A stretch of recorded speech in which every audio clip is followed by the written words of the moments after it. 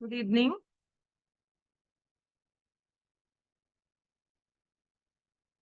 Sir, you're muted. Good evening. Good evening. Good evening, sir. എല്ലാരും ഒരു 5-10 minute ഒക്കെ കഴിയുമ്പോഴേ എല്ലാരും വരുമല്ലോ കേട്ടോ. കൃഷ്ണപ്രിയ എവിടുത്തെ PG? സർ ട്രാവൻകൂർ മെഡിസിറ്റി കൊല്ലം. കൃഷ്ണപ്രിയ. റൈറ്റ്. ഓക്കെ. മുമ്പ് നിങ്ങൾ ഇപ്പൊ വന്നിട്ട് പോയല്ലേ ഉള്ളൂ. പേരൊക്കെ മറന്നു. I think I've asked my PGs also to join. I don't know. അല്ല, നമ്മുടെ ഇവര് പിന്നെ എലിസബത്ത് ഇല്ലേ? എലിസബത്ത് എന്ത് പറഞ്ഞു? Elizabeth, I think she has some problem. ആണോ? ഡോക്ടർ എലിസബത്തിന് എന്തോ എനിക്കൊരു മെസ്സേജ് ഇട്ടു. നമ്മൾ നടത്തുന്ന കണ്ടിന്യൂ ചെയ്യാൻ പറഞ്ഞു. കാരണം അലുമിനിയുടെ സൈഡിൽ നിന്ന് ആരെങ്കിലും ഒരു ഭാരവാഹി ഇവിടെ ഉള്ളത് നല്ലതായിരുന്നു. പുള്ളിക്കാരിയാണ് എപ്പോഴും വരുന്നത്. കഴിഞ്ഞ ഫെയർ മുമ്പൊക്കെ ലാസ്റ്റ് ടൈം ആണ് അസൗകര്യം കൊണ്ട് വരാത്തതായിരിക്കും. അപ്പൊ അങ്ങനെയാണെങ്കിൽ നടാഷ് തന്നെ തുടക്ക അവസാനമൊക്കെ പറഞ്ഞുകൊണ്ടാ മതി. ഇങ്ങനെ വെൽക്കമും അതൊക്കെ പറയാം sir. I think her father-in-law had a surgery, sir. അപ്പം അതുകൊണ്ട് she might have to sit in the OPD. അതുകൊണ്ടായിരിക്കും. അല്ലെങ്കിൽ she regularly comes. അപ്പൊ അവര് ഈ ഗുരു ആരാണ്, ശിഷ്യ ആരാണ് എന്നൊക്കെ she introduces and then we start. അങ്ങനെയാണ് usually. Okay.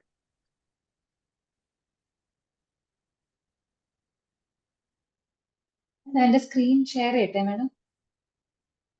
Slide we give it. എന്നിട്ട് ഒരു ഇൻട്രൊഡക്ഷനും പറഞ്ഞിട്ട് I'll ask you to share your slides. Okay.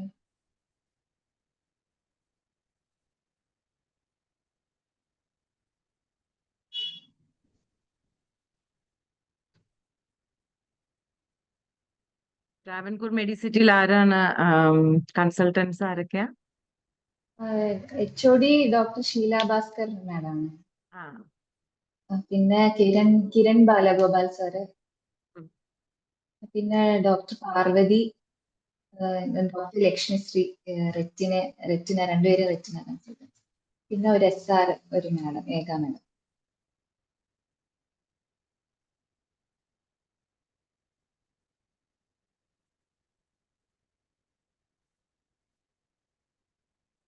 കുറെ റെഡ്മിയും സാംസങ്ങും ഒക്കെ ജോയിൻ ചെയ്തിട്ടുണ്ട്.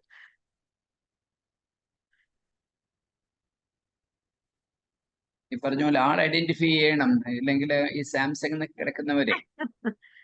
Can you please change your names to നിങ്ങളുടെ ഫോണിന്റെയോ ലാപ്ടോപ്പ് പേര് കിടക്കുന്നവര് പേര് ഇടുന്നതാണ് അതിന്റെ ശരി.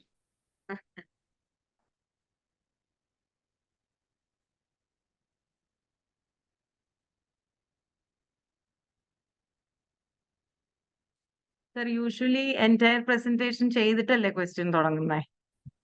That will depend upon the guru. Some gurus they discuss in between. Some wait till the end. You can decide. Okay.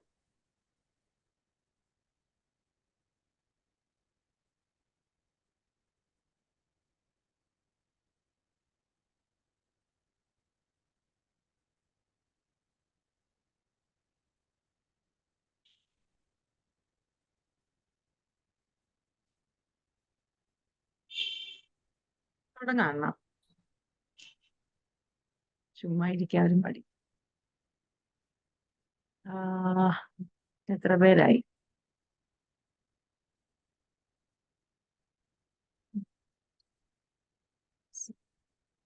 It's 15.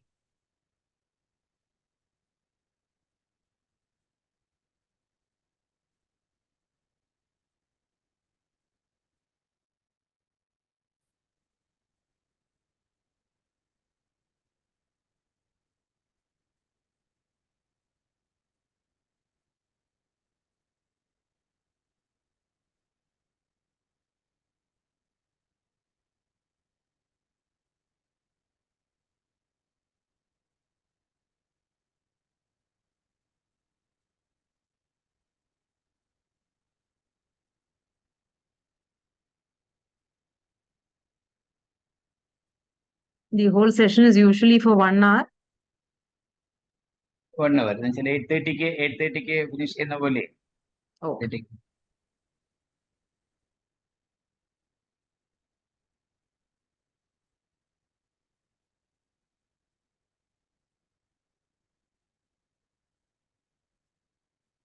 നമുക്ക് introduction വെച്ചങ്ങ് തുടങ്ങാം sir.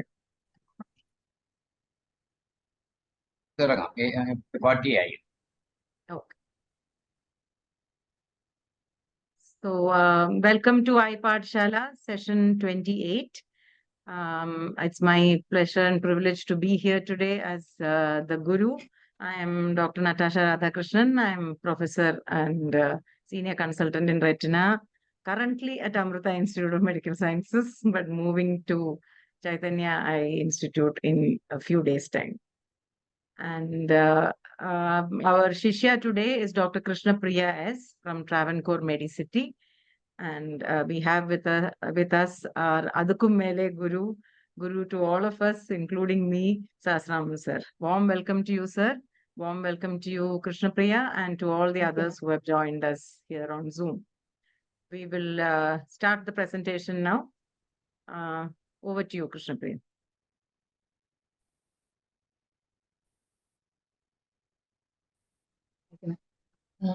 My case presentation. I am presenting the case of Mr. Naushad, a 53-year-old hailing from Kollam. His presenting complaint. He presented with defective vision in both eyes since 3 to 4 years and floaters in the left eye since 1 week. History of present illness. The patient presented with complaints of defective vision in both eyes, left more than right, both for distance and near since 3 to 4 years, which was painless, gradually progressive, and the defective vision worsens over the past 3 months. He also complains of floaters in left eye since 1 week, no history of flashes, no history of any trauma, no history of any headache, nausea, vomiting, or colored halos, no history of any pain or redness. Coming to past ocular history, no history of any ocular surgery or lasers or injections in the past. He is not using any glasses. Past medical history, he is a type 2 diabetic for the past 15 years and is on insulin since 5 years and has history of hypertension for 4 years on medication. He is having end-stage renal disease on hemodialysis since 5 months, weekly thrice. He's taking dialysis. And he is having history of coronary artery disease and on tab aspirin with atorvastatin, tab torsemide, which is a diuretic, and tab isosorbide dinitrate. And he also has history of peripheral vascular occlusive disease with foot ulcer. And he is on antibiotics affixed. Family history, he is having history of diabetes mellitus in father and the siblings. No history of ocular problems in the family. Personal history, mixed diet, no, he's having no addictions, no history of any drug allergy. Coming to general examination, the patient is moderately built and nourished, conscious, cooperative, and well-oriented in time, place, and person. He's having pallor, no icterus clubbing or cyanosis, and have pitting bipedal edema with no generalized lymphadenopathy. Vitals, pulses 74 per minute, regular rhythm, normal volume. The carotid pulsations are felt equally bilaterally. Peripheral pulsations are felt equally except feeble pulsations in the left dorsalis pedis artery, and he was having foot ulcer in the left foot.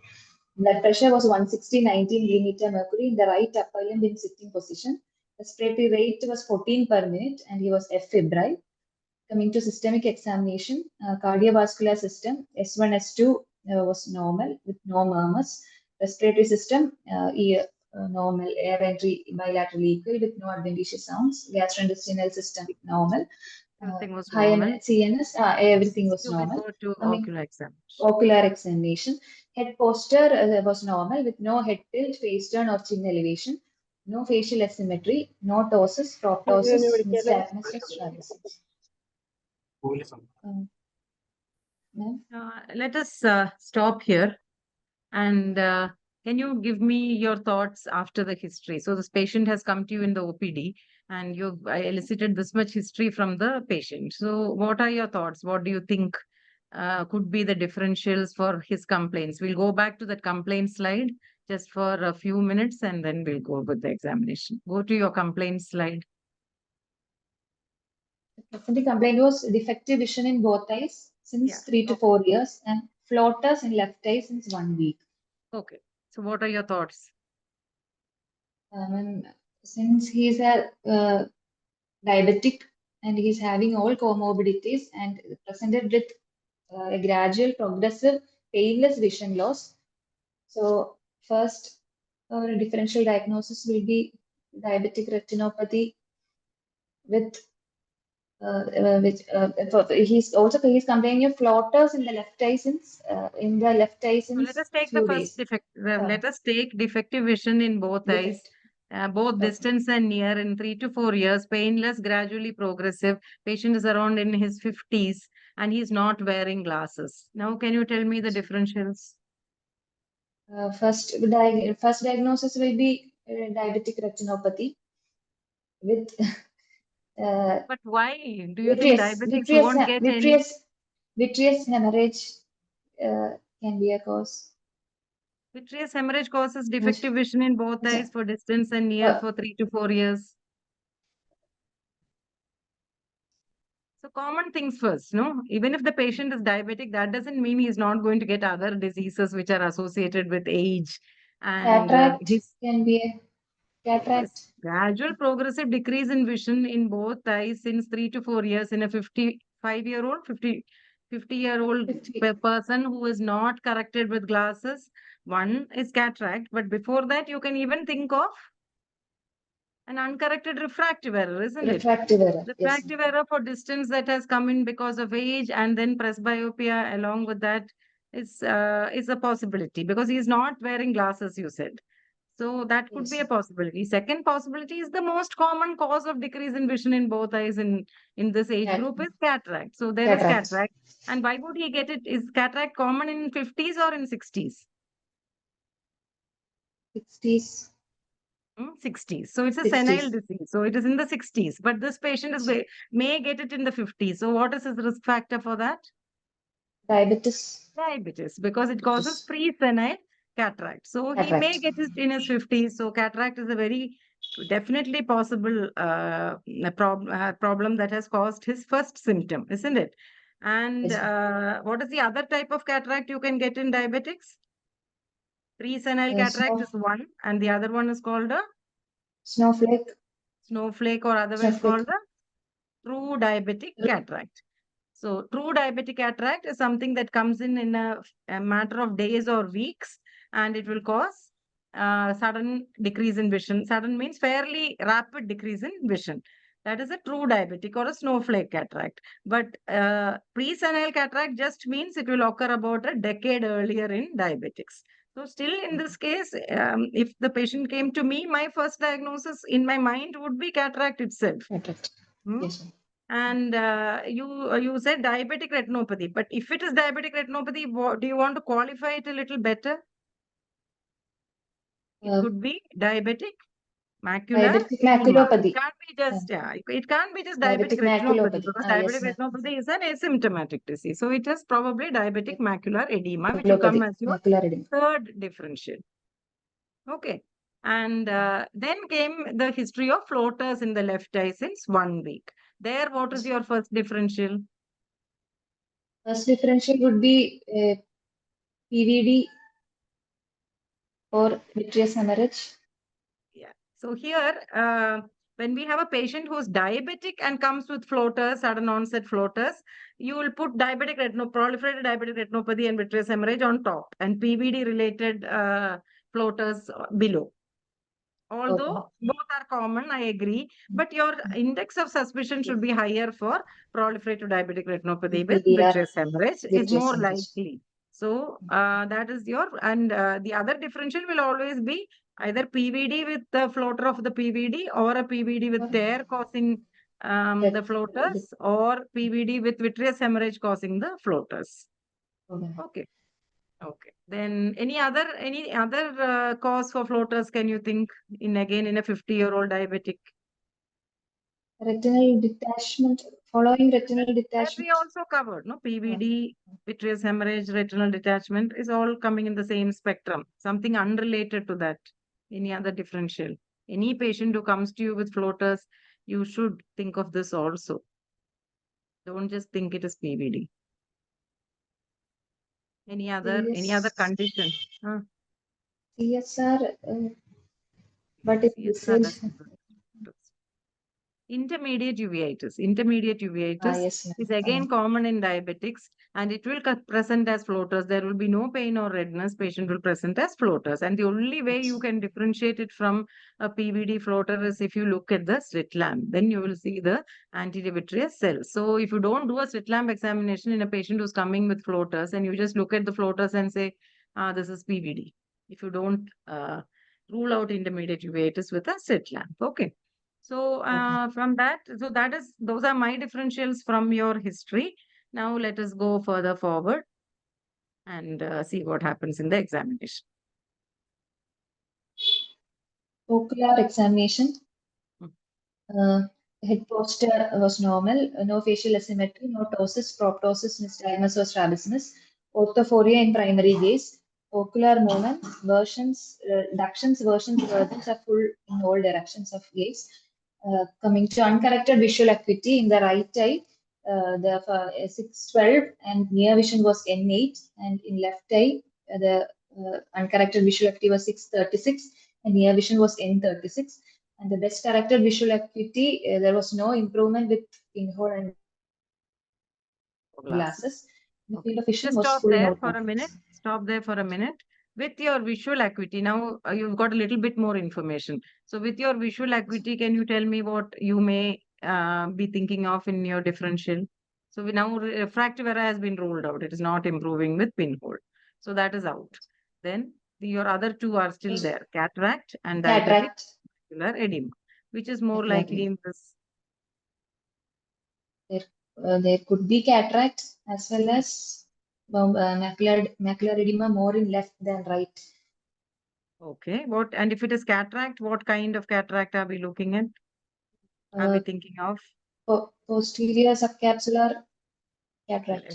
Excellent answer. So with this, so one important thing to remember in cataract is the decrease in vision in cataract will be proportional. So if you have a distance vision decrease of 3 or 4 lines, you will have a near vision decrease of maybe 1 line. So it should be proportional to the decrease in distant vision in a cortical and nuclear sclerosis kind of cataract. But if you have a posterior subcapsular cataract, you can have a disproportionate decrease in near vision, which can mimic a macular pathology. So whenever you have a disproportionately decreased near vision compared to distant vision, it should always ring a alarm bell that it may be a macular pathology. But the other common possibility that we see is that the macula is normal, but the patient has a thick posterior subcapsular cataract. That is what has decreased his near vision so much, because when it is coming to near vision, all the rays have to pass through the center, and the center is now blocked by the cataract, and that is why you will get disproportionately decreased near vision. But high index of suspicion for maculopathy should be there because the near vision is so low. It is not probably not just cataract. We should always have it in our head. Okay, go ahead. Coming to anterior segment findings, can I tell both the eyes together? Yes, you can. Anterior segment. Yeah, and can you give me the positive findings? Positive findings. Almost all the anterior segment findings are similar in both eyes. Very normal, except for the lens. Lens, what is that? Lens, anterior cortical cataract with early PSC, almost similar in both eyes. Okay. In both eyes. And pressures were 12. Both eyes. Then coming to pressures were 12, right? Applanation, Goldman applanation, dominant. Examination of right eye. Coming to examination of right eye fundus, distant direct ophthalmoscopy, red glow was seen. In slit lamp biomicroscopy with 90 diopter lens, media was a little bit hazy due to the lens opacity. The disc was round with well-defined disc margin. Cup disc ratio was 0.2, obeying ISNT rule. Peripapillary area appears normal. The origin of vessels were normal with AD ratio of 1:2, and no AD crossing changes were seen. Macula foveal reflex was dull with no clinically significant macular edema. Coming to the background retina, few tiny red dot-shaped lesions continuous with the vessel wall suggestive of microaneurysms were present in all four quadrants. Multiple deep, small, round hemorrhages of varying sizes, not continuous with the vessel suggestive of dot and blot hemorrhages were present in all four quadrants. Then multiple fluffy whitish superficial lesions were present in supranasal and infratemporal quadrants suggestive of cotton wool spots. And fine arborizing lacy front of new vessels of size 1/3 disc diameter seen adjacent to the supratemporal arcade, 1 disc diameter away from the center of macula, and infratemporal arcade 2 disc diameter away from the center of macula, suggestive of neovascularization elsewhere. These were the findings in right eye. This is a fundus picture, and this is a fundus photo. Okay. Can you show me the fundus diagram once more?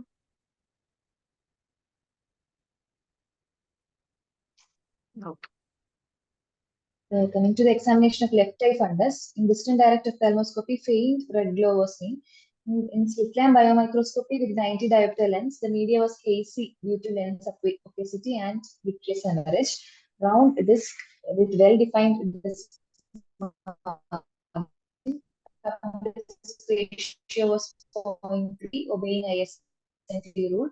Origin of vessels was fine raised arborizing lacy front of new vessels of size half disc diameter seen half disc diameter from the disc margin along the supranasal quadrant suggestive of NVD, and a streak of intragel hemorrhage was seen with 1 disc diameter from the disc, optic disc. The macula suggestive of a streak of intragel hemorrhage was seen. Macula foveal reflex was dull with no clinically significant macular edema. Background retina shows finely two tiny red dot-shaped lesions continuous with the vessel margin suggestive of microaneurysms in the posterior pole. Then cotton wool spots was seen along the supratemporal, infratemporal, and infranasal quadrants. Then fine raised arborizing lacy front of new vessels of size 1/3 disc diameter seen along the supratemporal arcade, 2 disc diameter temporal to the macula and half disc diameter size along the infranasal quadrant, 1 disc diameter away from the disc margin suggestive of neovascularization elsewhere. Mild diffuse VH and then fresh VH was seen inferiorly. This is a fundus photo, fundus diagram of left eye. Okay. I have you put it on slideshow? I feel you have put it on some other kind of mode because your slides are overlapping. Yes, ma'am. Okay. Anyway,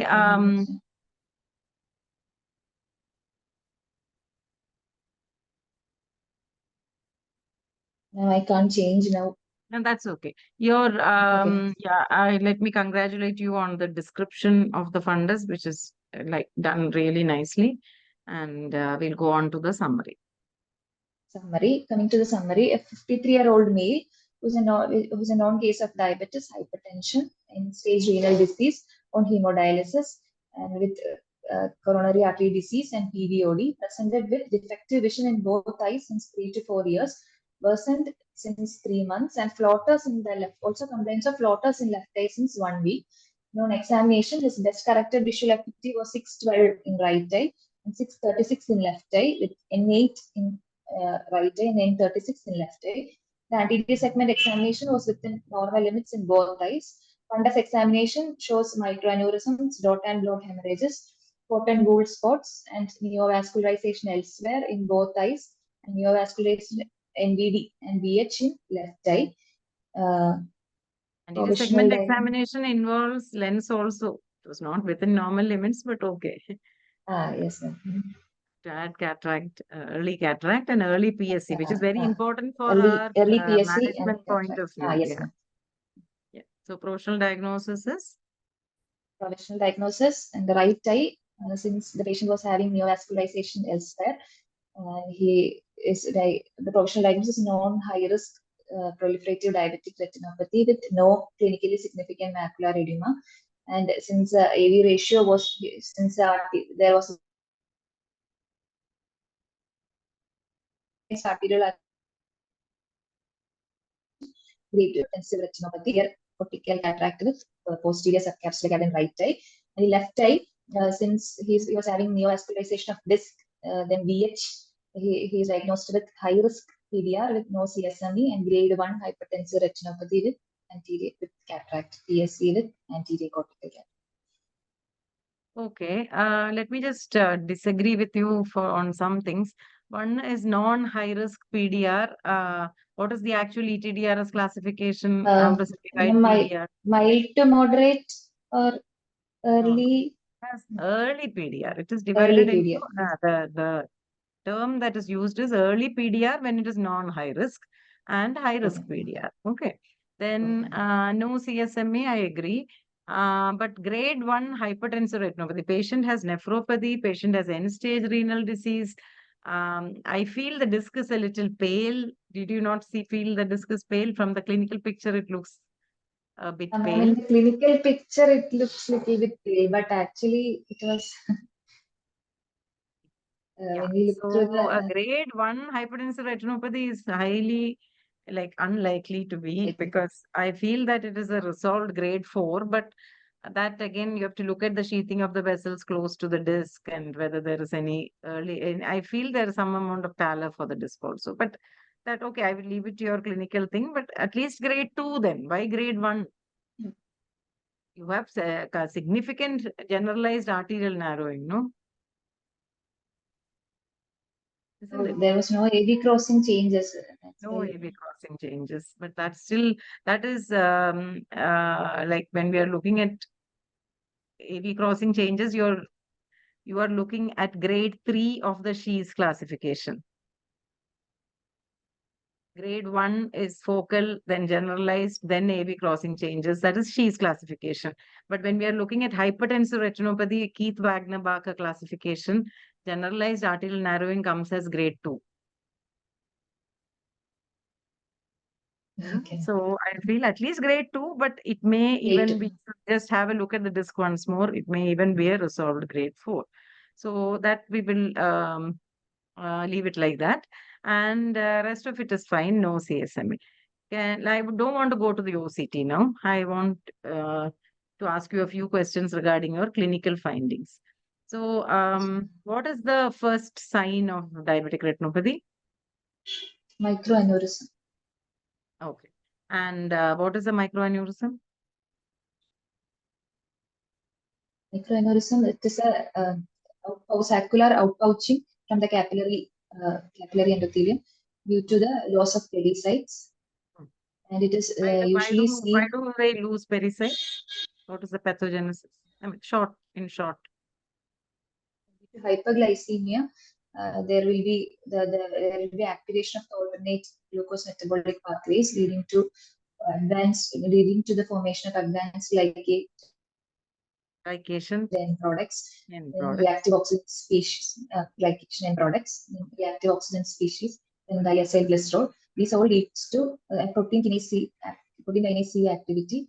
These all leads to the microangiopathy, causing increased vascular permeability, then endothelial cell loss and endothelial cell proliferation, then loss of pericytes, then thickening of the basement membrane. Okay, and so if you are asked to put it in 2 words, what is the pathogenesis of diabetic retinopathy? If I ask you to put it in this microvascular leakage and microvascular occlusion. Microvascular occlusion, microvascular leakage that ends up in all. Can you tell me what is the what are the features that are in favor of Virchow striate activation in the capillaries? Thrombosis. Why does Virchow striate gets activated in the capillaries? The 3 features in favor of that. Due to the endothelial cell injury. So there is vessel wall injury. Very vessel good. Wall injury. Then the stasis. Why is there stasis? Venous stasis. Due to the occlusion, microvascular occlusion. No. Venous stasis is in the big vessels, no? That causes the omega looping and all that. But in the capillary, what happens? Why is there sluggish blood flow in the capillaries? Due to the occlusion and thrombus formation. No, we are talking about Varsho-striate. Why does Varsho-striate get activated? So one is vessel wall Due- change. Yeah, vessel Then wall due change. to vessel wall change, then Hmm. microvascular occlusion. No, there is stasis there sh- because you're having the outpouching. So microaneurysms are there in the capillaries. So what happens to flow through that? It becomes sluggish, isn't it? So the Sluggish. capillary itself gets deformed, so the vascular flow gets sluggish. And what is happening in the components of the blood in diabetes? Blood Increased increased platelet adhesion, increased leukocyte thickness and adhesion, yeah, Roulette and what happens to formation, RBC? Rouleau formation. uh, So all the change features of RBC, then Roulette Varsho-striate, formation. all the features of Varsho-striate get activated, and that is what ends up in causing the microvascular occlusion, and then features of Occlusion. microvascular leakage as well. Okay. And then, so you have, what is the cotton wool spot, to go to the pathology a little bit more in each of these findings? One is, we said microaneurysm. Second one is cotton wool spot. What is cotton wool spot? Cotton wool spot, it is due to the nerve fiber layer impact, due to the axoplasmic stasis, causing the Occlusion deposition of of the axon. Occlusion of Occlusion a of dash dash.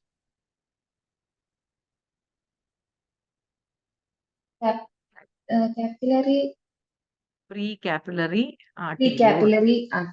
precapillary arteriole. So that is cotton wool spot. And what is a hard exudate? Hard exudates, they are yellow waxy, they're yellow waxy exudates made of lipid and lipid filled macrophages. Why which do are they seen accumulate along in the vessel macula? due to accumulate in the macula. Due to the Why don't leaking, they accumulate everywhere else? Why only in the macular region there is so much hard exudate usually? due to the structure of the macula, in the macula, You're correct. In which it is a layer are we watershed. getting? Outer plexiform. Outer plexiform layer. And outer plexiform layer is very thick Outer in the plexiform. macula, isn't it? And it has Macula. that Yes. sloping feature. So it accumulates there. And that is why you get the, because it is thickest in the macular region. That is why you get the hard exudate sitting in the macular region. Then we come to neovascularization. Just before neovascularization, we get one finding in the retina. What is that called? They're called precursors of IRMAs. Can you expand IRMA for me? Intraretinal microvascular anomaly. Microvascular? Intraretinal microvascular abnormality. Abnormal. So how will you differentiate? What is it that differentiate IRMAs from neovascularization? IRMA, it happens before NV. Actually, NV comes a little bit late after the ischemia occurs. And this IRMA, there are arteriovenous shunts that are. So what are the features that distinguish IRMA from neovascularization? IRMA is present deep, but neovascular NV is flat and it occurs over the retinal surface. Very good. So first feature is intraretinal in location. Intraretinal. Unlike neovascularization, which is on the surface, and IRMA is always intraretinal in location. What is the second feature? IRMA doesn't leaks on FA. Failure to cross. It does not cross major blood vessels. The blood vessels. Yes. Unlike the neovascularization, which is on the surface, it will cross major blood vessels. So second feature is it does not cross major blood vessels. Third feature, on FA, IRMA doesn't leaks, but NV leaks. You have to qualify it a little bit more. Failure to leak profusely. It will leak a little, but it does not leak profusely. It will not cause the leak. Yeah, it will not cause that bright white leak of neovascularization. It will leak a little bit because it is not a normal blood vessel. So little bit it will leak. So failure to leak profusely on FFA is the other feature of IRMA. Okay. So they are precursors of neovascularization. They are intraretinal in location. They do not cross over major blood vessels and they do not leak profusely on FA.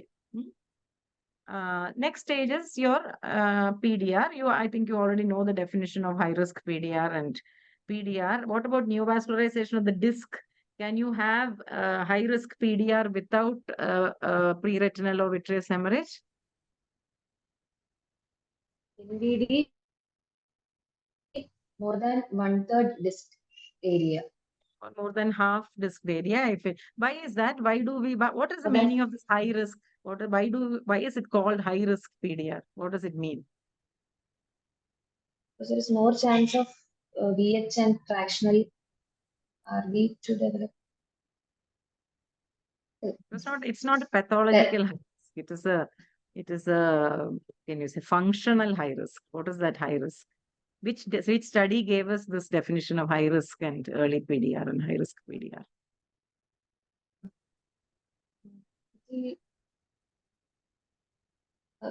The diabetic retinopathy study. What did it BRS tell? study. What did it tell? In a BRS study, What is the risk? What is the risk that these people have? Risk of what? risk of vision loss. What kind of vision loss? Severe vision loss. Very good. So risk of severe vision loss. So they found that more than 50% of these people who have these features of high risk PDR will have more than 50% will have severe vision loss within 1 year. That is what they found out, isn't it? So severe vision loss was defined as how many lines loss? And then three lines of Doubling of the visual angle or quadrupling of the visual angle? Quadrupling of the visual angle was defined severe vision loss. So more than 4 lines of vision loss is what they found within 1 year. That is why we call it high risk PDR. Now, why does NVD, even if there is no, if it is a large NVD, even if there is no vitreous or pre-retinal hemorrhage, we are still calling it high risk PDR. But NVE, however large it is, we are not calling it high risk PDR unless there is VHN or pre-retinal hemorrhage. Can you tell me why that is? Because there is more chance of bleeding to occur if there is NVD, because there is no internal limiting membrane over Very good. Very good. Excellent answer. Because there is no internal limiting membrane. So high chance that the NVD will bleed. So even if there is no, it is still classified as high risk PDR if the NVD is large. But for NVE, it is always only after the bleed starts that we call it a high risk PDR. Okay. And CSME definition, I assume that you will know. What is the significance of this definition of CSME? Why is it important? And how has the management changed now? Earlier, the CSME definition was given to us in the early studies, no? In the ETDRS study. But now we have changed the CSME into 2 parts. What have we divided it into? Center involving and non-center. So because of the advent of injections, we have further classified the CSME itself into center involving CSME and non-center involving CSME. But the CSME definition, can you tell for the sake of the audience quickly? Yes, retinal thickening at or within 500 micrometer from the center of macula. Hard exudates at or within 500 meters from the center of macula associated with adjacent retinal thickening. And if the retinal thickening is one disc area or larger, any part of which is within 1 disc diameter from the center. Excellent. So gives us the importance of CSME, that it is a clinical diagnosis. First of all, it is not an OCT diagnosis. Second of all, it cannot be made by just looking at a clinical picture because you have hard exudates there. No, hard exudates were never part of the definition unless associated with retinal edema. So the retinal edema has to be documented by your clinical examination, and only then can you say that the patient has CSME. You cannot just say that because patient has hard exudates, that patient has CSME. Understood? So it is a clinical diagnosis. Then, so now let us go to let us go to your so you've reached your diagnosis. What do you want to do for this patient? Since the patient is having PVR in both eyes, we'll plan to do pan-retinal photocoagulation. Since he is having no CSME, we'll plan to do pan-retinal photocoagulation in both. Isn't there something eyes. worrying you? Isn't there something that is not so straightforward here? What is that? Something, nothing is worrying you. You are just very confidently going to give PRP for this patient. What is worrying you? But something is worrying me. And What is worrying? Yeah. having end-stage renal. That's all our diabetic retinopathy patients have end-stage or otherwise renal disease. Not that. Something else, something that is not adding up. What is not adding up in this patient? See, at the end of your examination and your diagnosis, 2 plus 2 should equal to 4. If you're getting only 3, then there is something wrong, So what is not adding up here? What is the first thing that is not adding up here?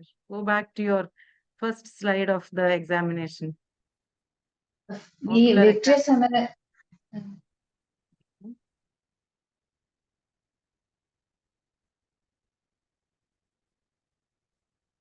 Go back to your first slide of next slide. Yes. What is it then? What is that not adding up here? Especially in the left side. Let's say the visions. Yes, you have a fundus picture that in spite of the vitreous hemorrhage is fairly clear. You can see the macula. Yes, so there is nothing obscuring the patient's macula there. Clinically, you have told me that there is no CSME. So there is no macular edema. Your slit lamp examination, there is no PSC. Then what is, see, finally, why has the patient come to you? His vision is less. If you just do PRP for this patient and send him off, is he going to get his vision back? Do you know the reason for his decrease in vision? You don't know, isn't it? Your examination has not given us an answer. There is no PSC, there is no macular edema. VH is not enough to explain N36 vision. Then why is he having only N36? Why is he having only 636? Probably due to macular ischemia. So what should you do before, what do you want to do before you plan on PRP for this patient? First, we have to rule out macular ischemia either by FFA, but in this patient, FFA cannot be done. So why FFA cannot be done? Because he's having the nephropathy. So that is a common misconception that you can't do an angiogram on a patient with nephropathy. You can't do it with nephropathy, agreed, but patients on dialysis. Once the patient is on dialysis, there is no risk at all for your FFA. You can easily get a clearance and do an FFA, but that is not my point. So my point is that before you jump into doing PRP for this patient or any patient with diabetic retinopathy, there are 2 investigations that you should consider. First investigation is the OCT. Second investigation is the angiogram. But OCT can be done for all the patients, and angiogram can be done if absolutely no systemic contraindication, which you don't have to decide. You can say that you would like an angiogram, especially in this patient, because you can't explain with or you can go for an OCT angiogram, isn't it? If the patient is saying that the nephrologist is not allowing an angiogram at all, then you go for an OCT angio, send him to a center where there is an OCT angio and get it, because you need a documentation of why his vision is so low before you proceed to do anything for this patient. Otherwise, he's going to blame you. He's going to tell you that he came with this much vision and he's not gained any vision. And you have to explain to the patient, So that way, for documentation, you need, for clarity in your mind also, what is happening in the pathology there in the macula, that also you need. So let us go to your OCT. Since we have the OCT, let us go to your OCT. So clearly right eye has very mild edema.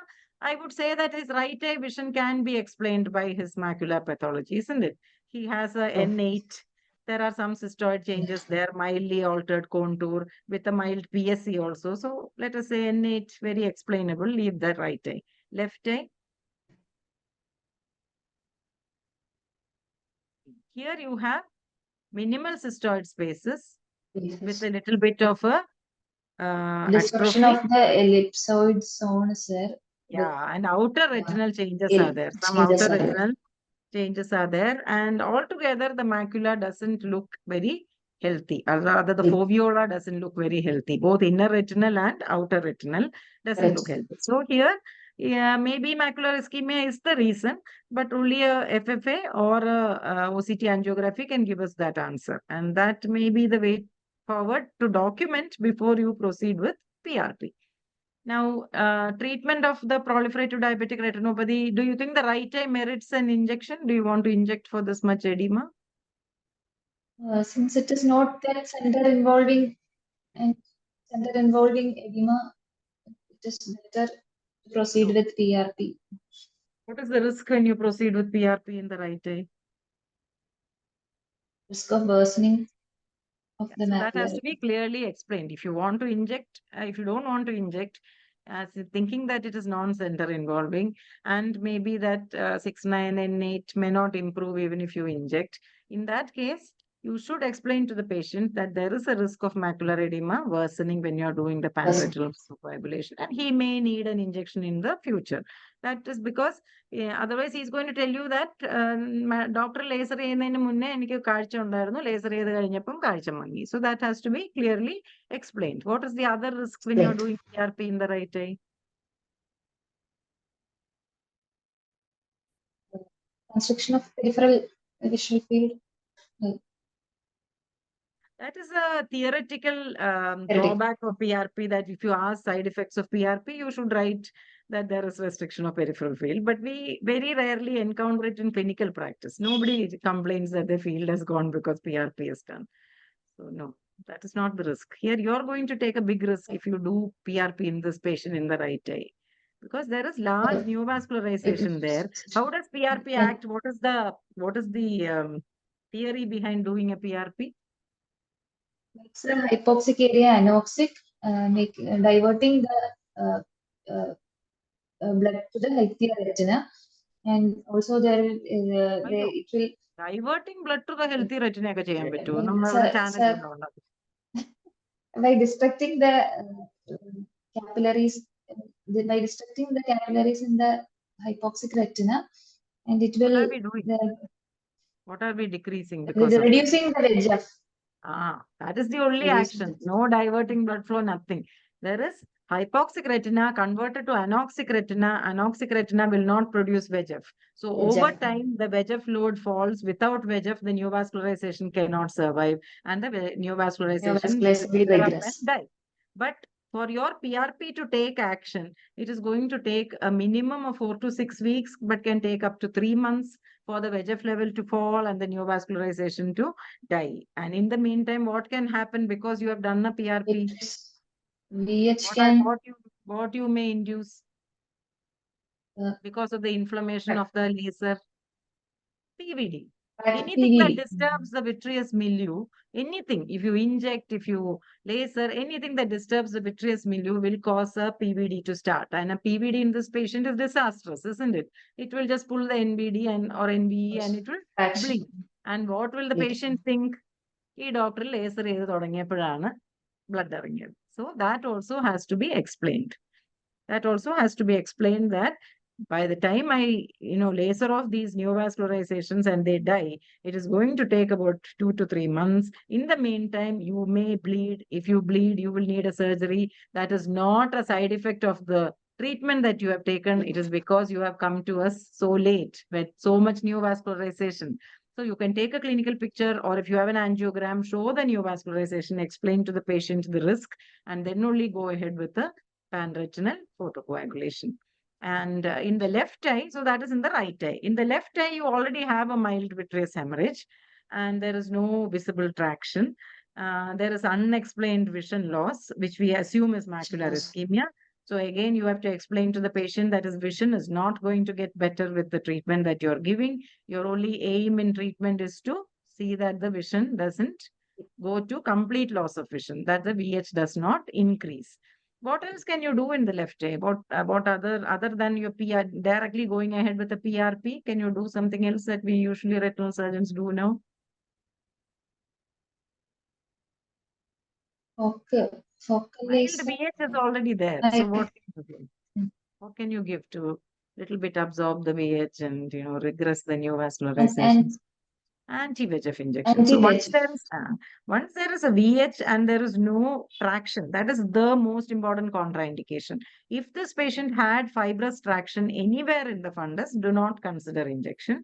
But if there is no traction and you're having a VH already, your anti-VEGF injection can allow absorption of the VH to some extent, to prevent further bleed into the vitreous when you're doing your PRP, and to some extent give you some control over the neovascularization by the time your laser comes into action. So a lot of us would inject first in this patient in the left eye before doing the panretinal photocoagulation. Again, explaining to the patient that an increase in the VH may end up in a vitrectomy. Understood. So that is how we would proceed with, and also very clearly explaining to the patient that his vision is not going to improve. And the whole point of treating him is not to improve his vision.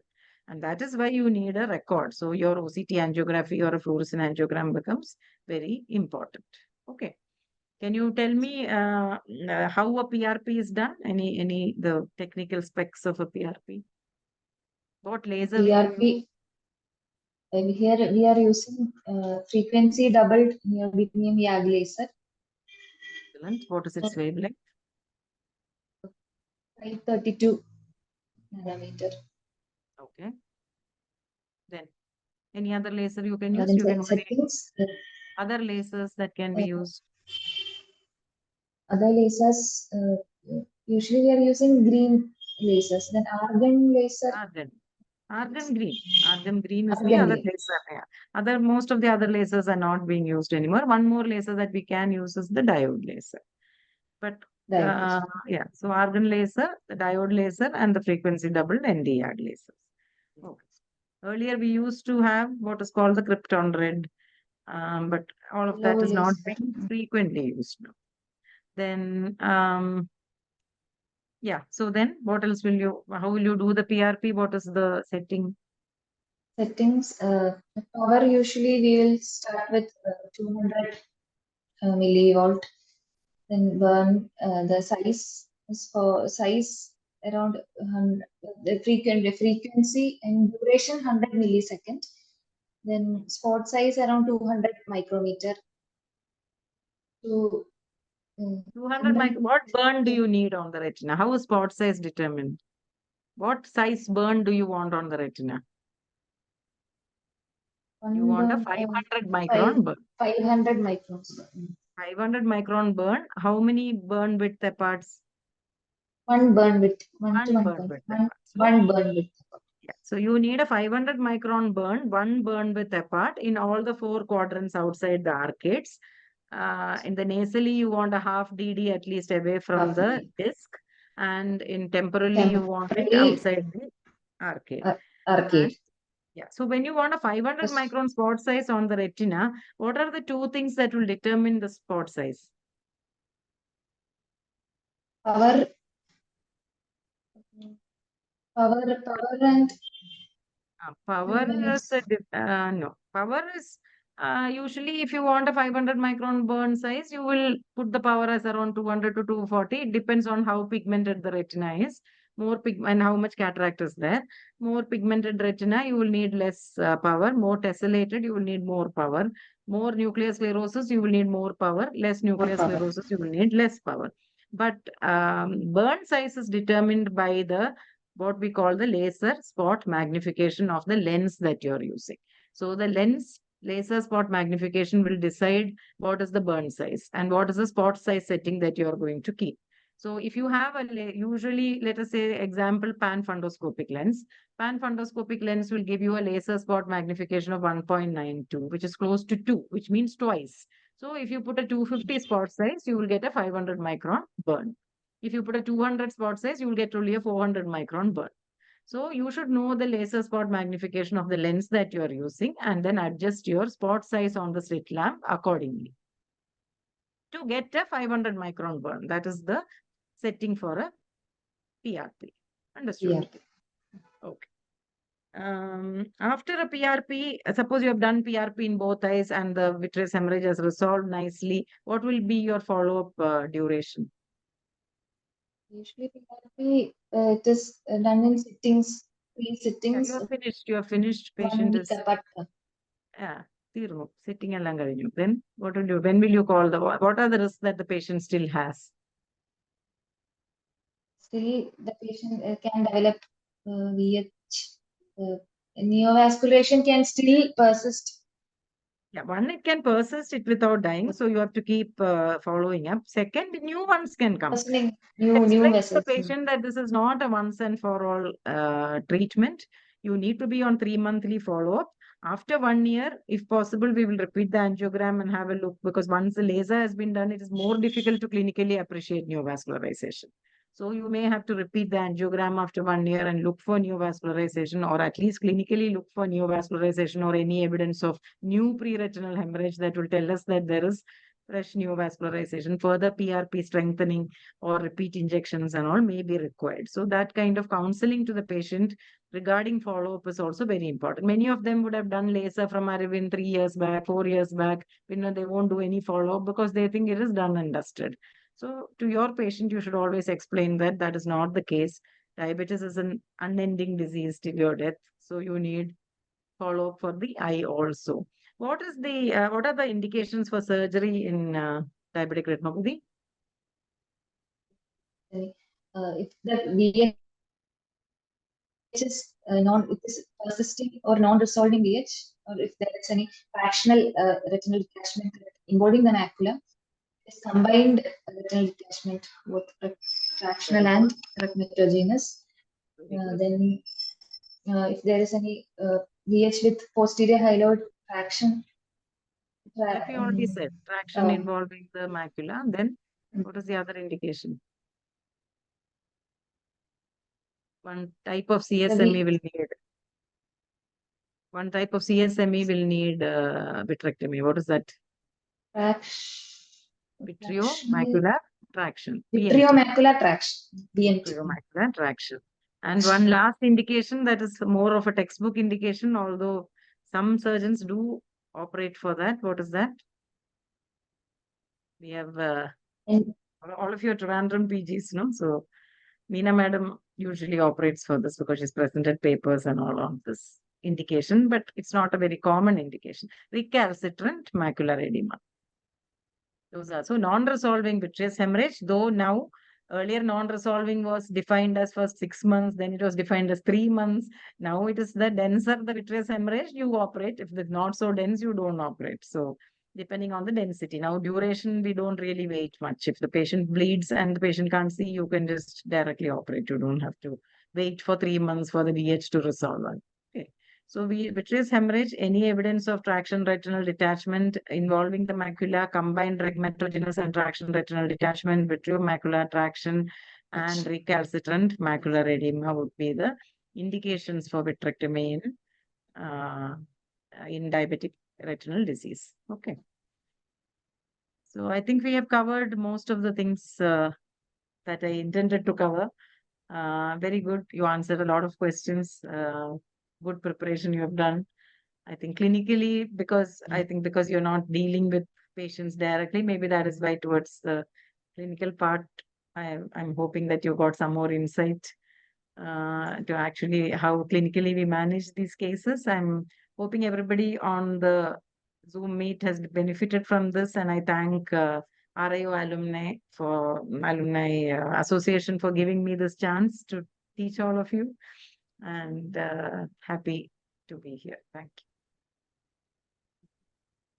you. You can stop your Krishna had done a reasonably good presentation, well answered. And Nadesha, most of the time I feel that see, this is a nice presentation, very good discussion, starting from etiopathogenesis to how to do a PRP, what are the things you look for. So, and most of this forums, I find that the number of PGs attending, it's so meager that I feel very sad. So, Krishnapriya, Matthew, from your institution, do you participate in the other previous ചേർന്നിട്ടുണ്ടോ? Yes, sir. Yes, ഉണ്ടോ? sir. Yes, sir. Always you make it a point to join, or RIO യിൽ തന്നെ ഇത്രയും PGs ഉണ്ട്. I don't know how many from RIO has joined. So such a nice presentation, very comprehensive from A to Z. No, so I think PGs should make use of it more.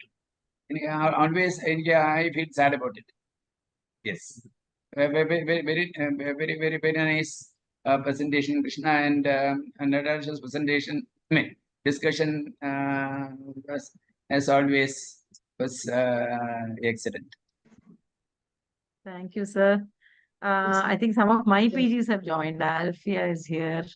Can we stop your slide share so then we can see everybody? Yes, sir. I think more people from Kochi this time. I've got Sayali is here and Alfia is here. Chaitanya PGs ഒക്കെ join ചെയ്തിട്ടുണ്ടെന്ന് തോന്നുന്നു. Okay. Anybody has any doubts? Anybody wants to ask any question? I'll be happy to answer before we wind up.